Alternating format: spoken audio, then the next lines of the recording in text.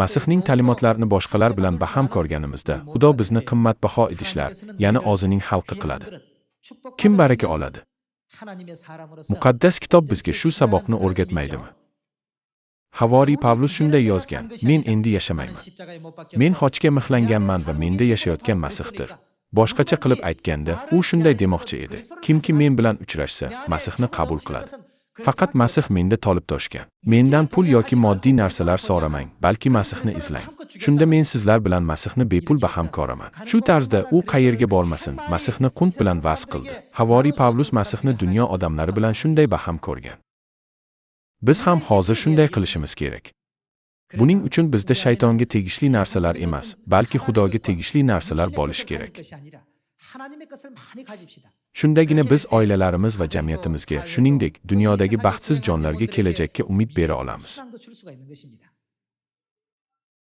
Keling, Yuhanna xushxabarining 10-bobi, 10-oyatiga murojaat qilaylik. O'g'ri faqat o'g'irlash, bo'g'izlash, barbod qilish uchun keladi. Men esa ularga hayot, farovon hayot berish uchun kelganman. Bu yerda ko'rib turganimizdek, Masih bu yerga kelishining maqsadi bizga hayot berish edi deb aytgan. Tasavvur qiling, dunyodagi hamma narsa olik bo'lsa. Aytaylik, ibodatdan keyin tashqariga chiqdingiz va ko'cha shunchalik jim ediki, ignaning tushishini eshitishingiz mumkin edi. Barcha mashinalar o'z joyida to'xtadi va barcha odamlar ko'chada olik holda yotardi. Ko'cha bo'ylab daraxtlar qurigan va yalang'och edi.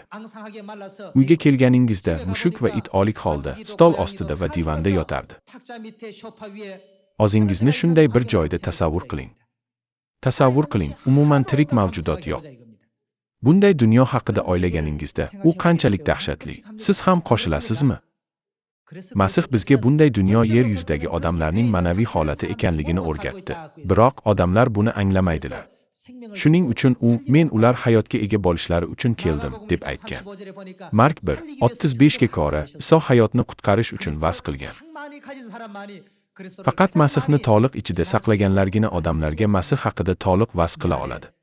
Keling, o'zimizni Masih bilan to'ldiraylik. Shunda Masihning fikrlari, tafakkuri va ruhiga ega bo'lamiz.